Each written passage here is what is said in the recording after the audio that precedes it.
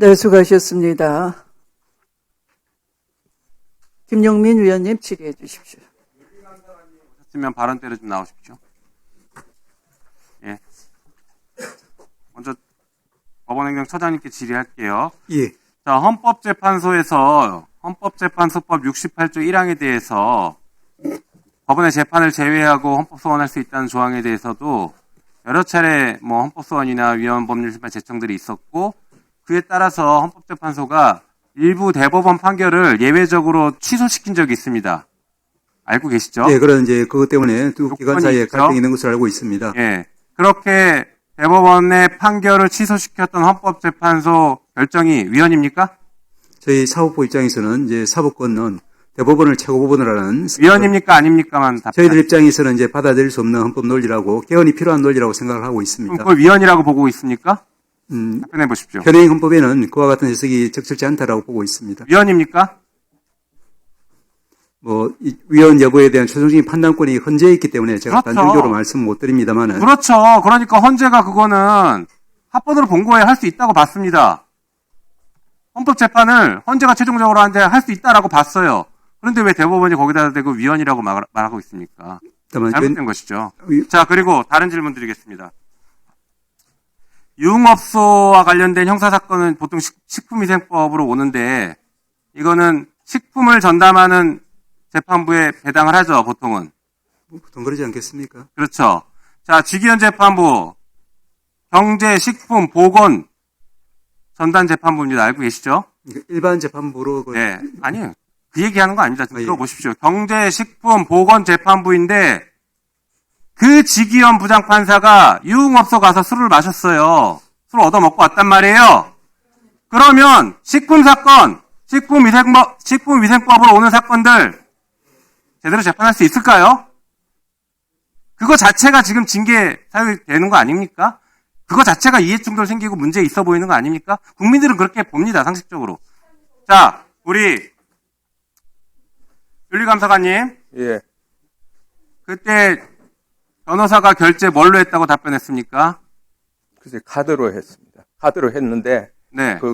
그날 이제 다시 확인을 해보니까 송금한 걸로 그렇게 조사가 됐습니다. 중요한 내용을 위증을 하셨어요. 카드 결제했는지, 계좌이체했는지는 중요한 내용인데, 계좌이체한 게 맞죠? 예, 그렇습니다. 위증하셨죠?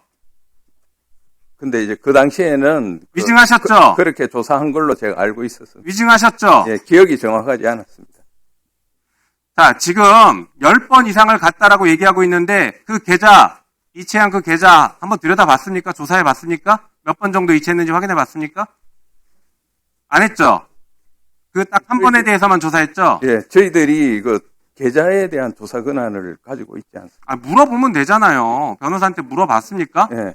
근데 그 당시 진술이 2023년 8월 9일 이후에 다시 만난 적이 없다고 이야기하고. 그렇습니다. 철저하게 예. 조사 안 하신 것 같고, 지금 이 국감장에 나와서도 위증하셨던 것이 지금 확인이 됐습니다. 들어가십시오. 자, 법무부 장관님. 예. 제가 말씀을. 아니요, 지금 시간이 없어요. 법무부 장관님. 자, 소녀상을 설치해 놓은 학교가 있어요. 보니까 오늘 기사가 하나 났는데, 성동구에 있는 한 고등학교에서 소녀상을 설치했는데, 극우단체가 그 학교 앞을 쫓아가서 소녀상 철거하라고 시위를 하려고 했다가 경찰한테 지금 제지를 당했습니다. 네네. 중요한 건 수능이 2주도 안 남았어요. 그런데 이 단체는 앞으로 경찰에게 알리지 않고 게릴라성으로 가서 시위하겠답니다. 이거 진짜 막아야 되는 거 아닌가요? 이거 좀 강력 대응해야 되는 거 아닌가요, 정부가? 어떻게 네. 수능 코앞에 놔두고 있는 학생들을 가서 그 앞에서 시위한다고 이러고 있습니까? 강력한 대응 한번 정부 차원에서 고민해 보시기 바랍니다. 네, 하여튼 관할 경찰과 협의해갖고 좀 조치가 네, 가능하도록 그리고 지금 하겠습니다. PPT 한번 보시죠. 자, 검찰의 과거사 사건들이 이렇게 조금 전에도 얘기 나왔지만 하나씩 드러나고 있습니다. 다음 페이지 보여주시죠. 검찰 과거사위원회가 저는 필요하다고 봐요.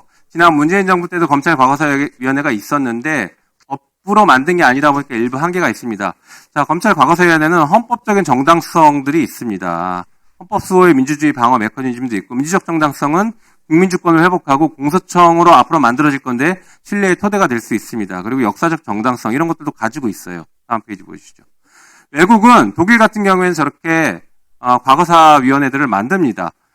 나치 전범청산위에서 과거사 청산 독립기구 만들었고, 그 다음에 동독에 대해서 사회주의 통일당 정권 범죄를 처벌하기 위해서 특별수사부를 설치하기도 했습니다. 다음 보여주시죠. 미국도 마찬가지입니다.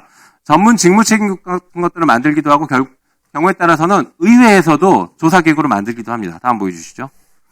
스페인도 과거사 청산을 위해서 진실위원회 제도를 도입했고 실제 과거사 청산을 열심히 하고 있습니다. 다음 보여주시죠.